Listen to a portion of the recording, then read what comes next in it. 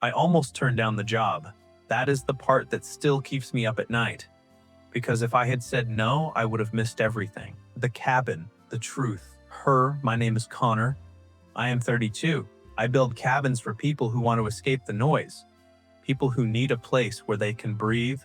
I have been doing this for 6 years now. I work alone. I like it that way. No partners, no crew, just me, my tools, and the mountains. Dane, most of my clients are retirees, tech guys burning out, or families looking for a summer home.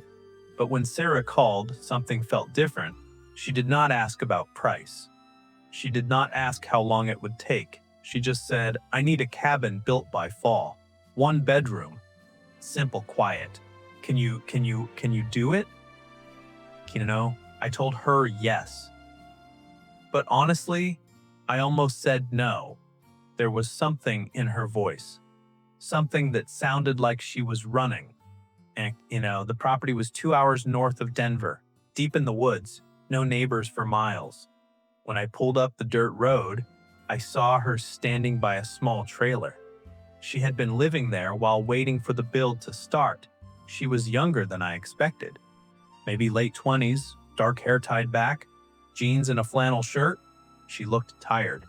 Not the kind of tired you fix with sleep. The kind that sits in your chest. You must be Connor, she said. That is me. She smiled, but it did not reach her eyes. And thanks for coming out here. I know it is far. I have built in worse places. We walked the land together. She showed me where she wanted the cabin, near a clearing, facing east so she could see the sunrise. She had it all planned out. You really thought about this, I said. Me and I have had a lot of time to think. There it was again, that tone, like she was holding something back. We agreed on a timeline. 8 weeks, I would start the following Monday. As I was leaving, she asked me something strange. Man, Connor, do you ever feel like starting over is the only way to survive? I stopped, looked at her. Sheen succumbs be forest or for pashu. Yeah, I said. I do, she nodded, did not say anything else. But I could tell she was not just building a cabin, she was building a new life. The first 2 weeks went smooth. I cleared the foundation, poured the concrete, started framing the walls. Sarah came by every few days. She would bring me coffee, we would talk, nothing deep, just small things, the weather. I think you're the weather. The trees, the quiet. But I noticed things, like how she never got phone calls, how she checked the road every time a car passed, even though we were miles from anyone, how she flinched when I dropped a hammer too loud. One afternoon, I asked her, you okay out here? All alone? Man, she looked at me for a long time. I am safer here than I was before. That was all she said. But it was enough. I started to understand. This was not about building a weekend getaway. This was about survival, about finding a place where no one could hurt her anymore. Week 3. I was installing the windows when a black SUV pulled up the driveway. Sarah was not around. A man got out. Expensive jacket, clean shoes. He did not belong here. You the builder? He asked. Yeah, where is Sarah? MB, I did not like his tone. She is not here. He stepped closer. Pelagius. When she gets back, tell her Marcus stopped by. Tell her we need to talk. Man, he got back in his car and left. I did not tell Sarah right away. But that night she showed up at the site. Her face was pale. Did someone come by today? Yeah. I nodded. A guy named Marcus. She closed her eyes. Took a deep breath. What did he say? Just that he wants to talk. She sat down on a stack of lumber. He is my ex-husband, and he is the reason I am here. She told me everything. How Marcus was controlling, how he tracked her phone, how he made her feel like a prisoner in her own life, how she finally left, changed her number, bought this land under a different name, started over. I thought I was far enough, she said, but he always finds me. I did not know what to say, so I just sat next to her. "You are not alone anymore," I said. "If he comes back, I will be here." She looked at me, and for the first time, I saw something other than fear in her eyes. I saw hope. The next week Marcus came back. This time Sarah was there.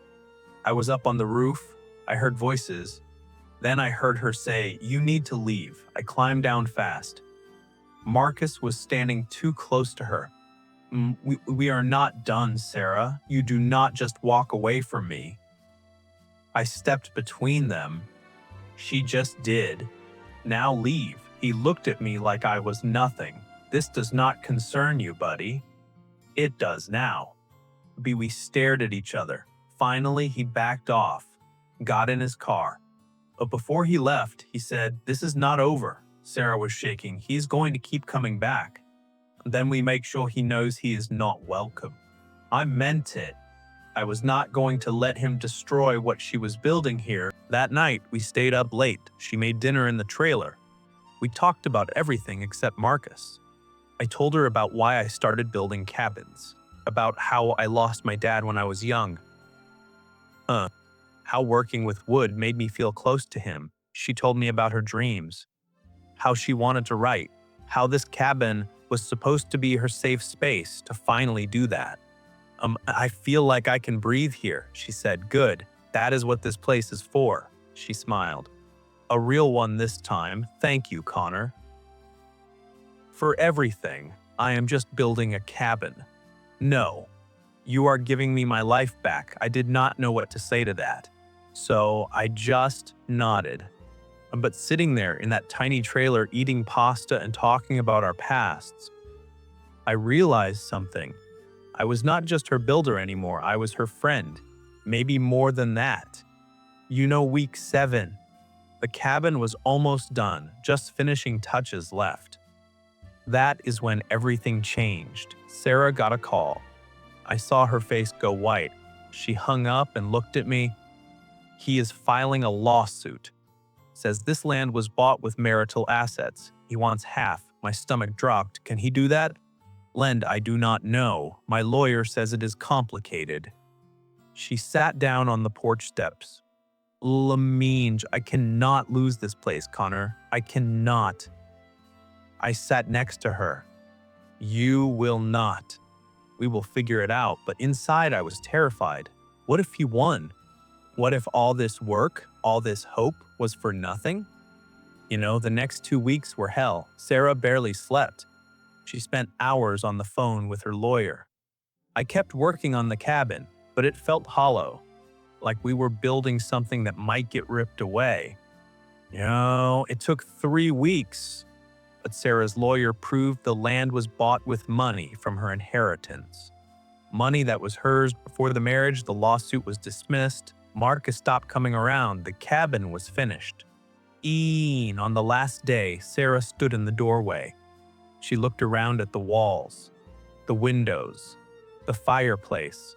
"Mon, it is perfect," she said. "It is yours." She turned to me. "I could not have done this without you. You did it. You fought for it." She hugged me.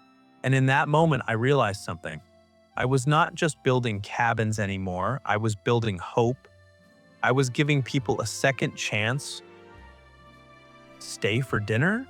she asked. I smiled. "Yeah, I would like that." We spent that evening on the porch, watching the sunset, talking about what comes next. She told me she already started writing again, that the cabin felt like home. "I feel safe here," she said. "For the first time in years. You deserve that. So do you."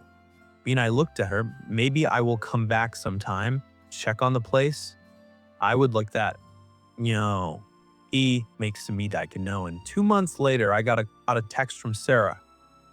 It was a picture of her at a desk in the cabin with a laptop and a smile. The message said, "Chapter 1 is done. Thank you for building my new beginning." I saved that message because it reminded me why I do this, not for the money, not for the work, but for moments like that, when you realize you helped someone find their way home, and maybe, just maybe, I found something too. A reminder that sometimes the best things in life come from the jobs you almost turned down,